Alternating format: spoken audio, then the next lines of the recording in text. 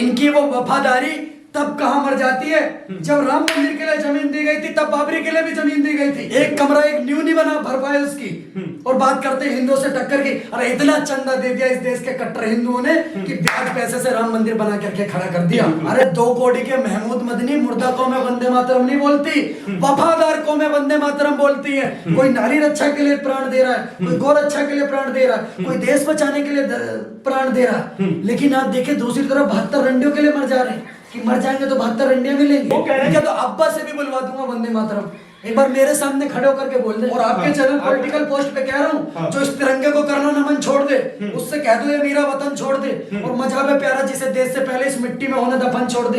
अगर महमूद मदनी को वंदे मातरम से बोलने से दिक्कत है तो इस मिट्टी में दफन भी नहीं होना चाहिए महमूद मदनी। उसके बाप का नहीं है भारत, भारत के बच्चे को वंदे मातरम बोलना पड़ेगा, उन्हीं तो इलाज बांध देंगे बढ़िया से करके। जो चल रहा है मुद्दा लगातार सोशल मीडिया पे वंदे मातरम को लेकर, सरकार चाहती है कि वंदे मातरम पर संसद में चर्चा हो एक बार, और वही विपक्ष चाहता है कि एसआईआर पर चर्चा हो। अभी जमीयत उलमा हिंद के जो अध्यक्ष है जो महमूद मदनी साहब, वो कह रहे हैं कि वंदे मातरम जो भी कहता है, साहब मत लगाइए, वो कोई बैरिस्टर वेस्टर नहीं है, एक नंबर का नीच 2 कौड़ी का आदमी है वो कह रहे हैं कि जो वंदे मातरम कहते हैं वो मुर्दा कौम है। इसका मतलब जो भारतीय है, मेरी बात 140 करोड़ की जनता वंदे मातरम कहती है, वो एक मुर्दा कौम है। आज उससे मैं कहना चाहता हूँ 2 कौड़ी के नीच आदमी से, सुअर के बच्चे से, कि जिंदा कौमें वंदे मातरम बोलती हैं, मुर्दा कौमें वंदे मातरम बोलती हैं, उसका ये बयान है। जी बिल्कुल। अरे 2 कौड़ी के महमूद मदनी मुर्दा कौमें वंदे मातरम नहीं बोलती, वफादार कौमें वंदे मातरम बोलती है।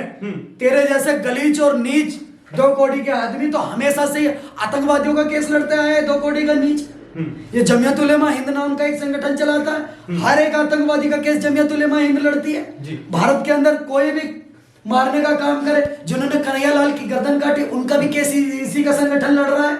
तो इसका तो हमेशा से रहा है कि भारत को तोड़ने की बात करता है। मैं आज उत्तर प्रदेश की मुख्यमंत्री योगी आदित्यनाथ जी से कहना चाहता हूँ और प्रशासन के सभी अधिकारियों से कहना चाहता हूँ, इसके खिलाफ कार्रवाई करें, नहीं तो हम इसके खिलाफ इसका इलाज बांधेंगे। देखना वो तो कह रहे हैं कि जब जब मुसलमानों के साथ अन्याय होगा तब तक मुसलमान जिहाद करेगा।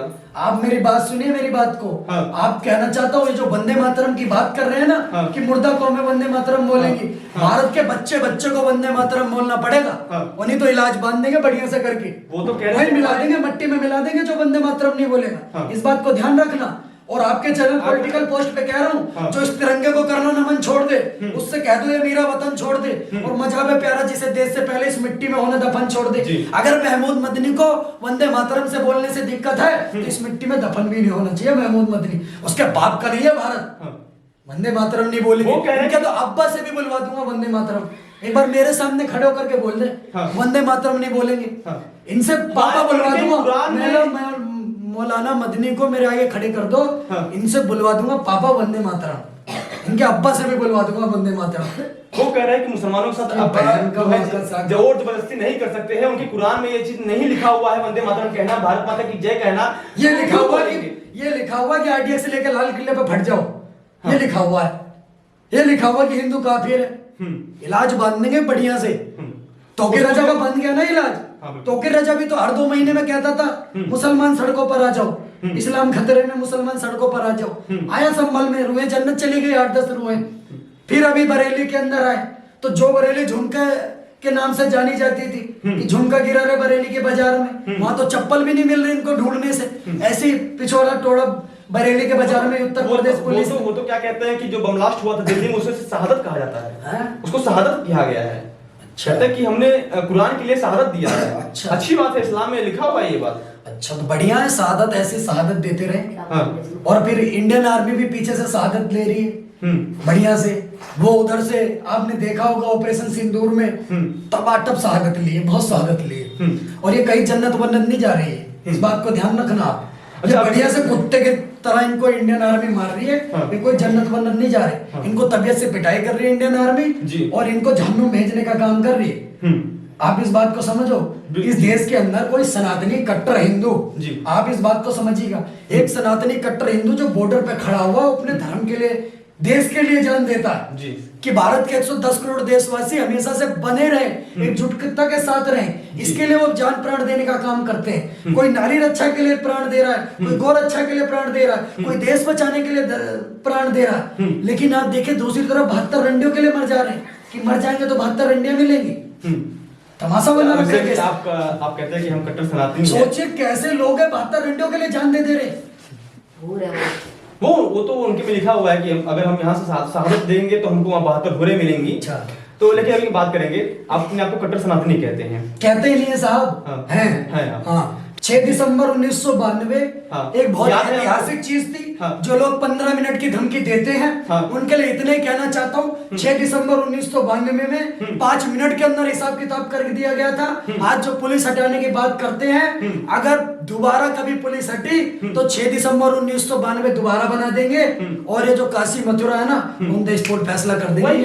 6 दिसंबर को जो आपने घटना सुना था, ऐतिहासिक घटना जो आपने सुना और गर्व करते हैं 6 दिसंबर के ऊपर।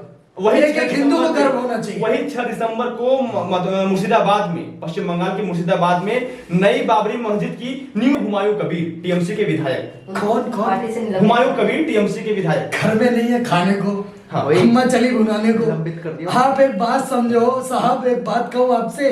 हाँ। कि वो झूठ बोल रहा था बड़े सलीके से, मैं एतबार न करता तो क्या करता।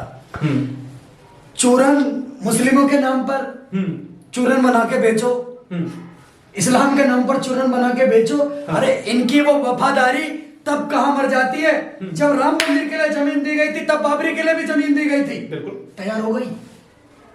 अभी तो न्यू एक कमरा बना, न्यू नहीं रखा गया। फिर अयोध्या में बना नहीं पा रहे, बंगाल में बना भाई समर्थन नहीं करेंगे तो कैसे न्यू? अयोध्या में बना, एक कमरा नहीं बना पाए। जान प्राण दिए दे रहे थे उसके लिए। हाँ। अपनी जमीन तो चाहिए चाहिए, एक कमरा नहीं तैयार कर पाए, न्यू तक नहीं रख पाए। और एक बात करता है 15 मिनट के लिए पुलिस हटाने की। हाँ। इतना चंदा नहीं दे पाए इस देश के मुसलमान कि वहां एक कमरा बना ले बाबरी मस्जिद के लिए 5 एकड़ की जमीन में। एक कमरा, एक न्यू नहीं बना भर पाए उसकी।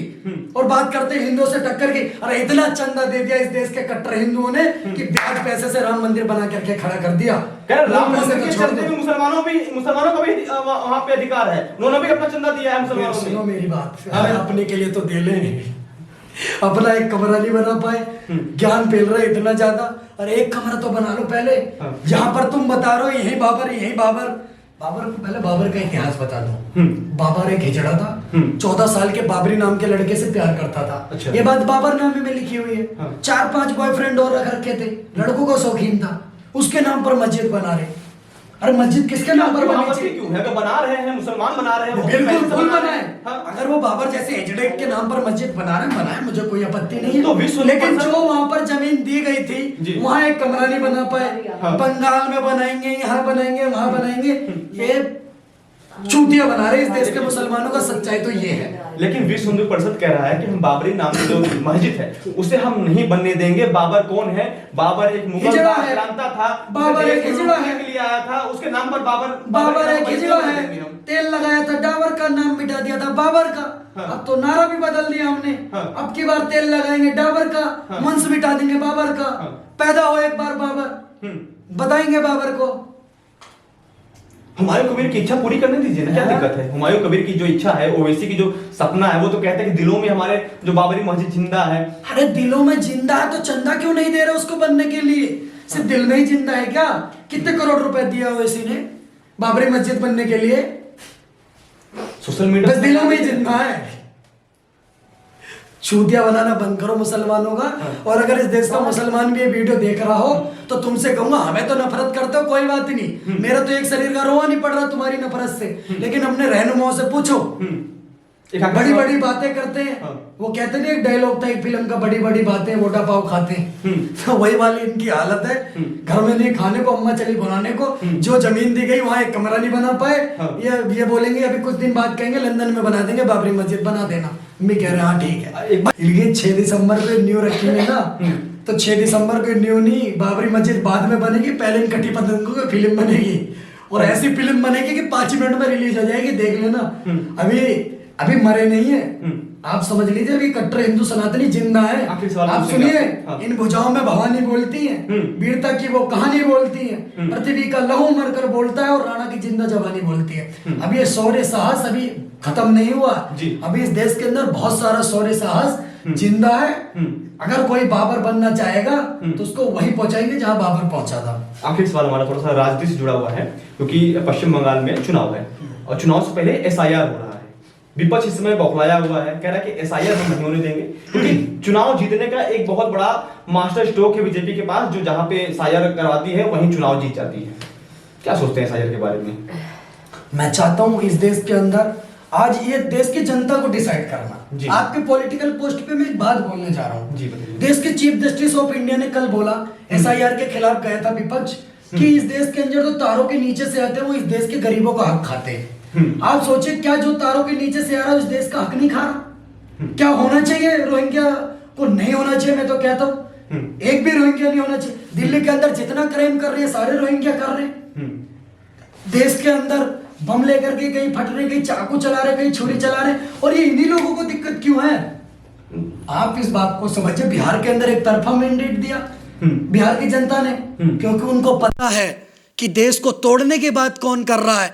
हर वो व्यक्ति देश को तोड़ने की बात कर रहा है जो देश में घुसपैठियों का साथ देने का काम कर रहा है, जो कसाब को साथ देने का काम कर रहा है, जो लाल किले पे जिन्होंने बम ब्लास्ट करा उनको भटका हुआ नौजवान बताने का जो काम कर रहा है, उनको संरक्षण देने का जो काम कर रहा है, वो हर एक व्यक्ति एसआईआर का विरोध कर रहा है। और एसआईआर के साथ वो हर एक भारतीय जो चाह रहा है देश के अंदर दंगे ना हो, देश के अंदर देश को तोड़ने की बात कोई ना करे। वसुदेव कुटुंबकम सर्वे भवन्तु सुखिनः सर्वे सन्तु निरामया हो, ये भारत फले फूले और इसी तरीके से दिन दुगनी रात चौगुनी तरक्की करता रहे, वो हर व्यक्ति एसआईआर का समर्थन कर रहा है। वो बीजेपी के ऊपर आरोप लगा रहे हैं कि रोहिंग्या मुसलमानों का नाम लेकर वो भारतीय मुसलमानों को टारगेट किया जा रहा है।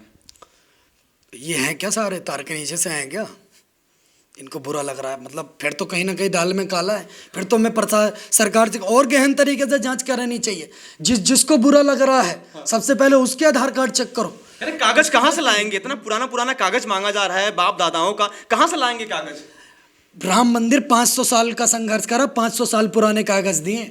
256 से ज्यादा ऐसे जिंदा सबूत हैं जिनको आज भी अयोध्या में जाओगे तो देख सकते हो, जिनसे साबित होता कि राम वहीं पैदा हुए थे।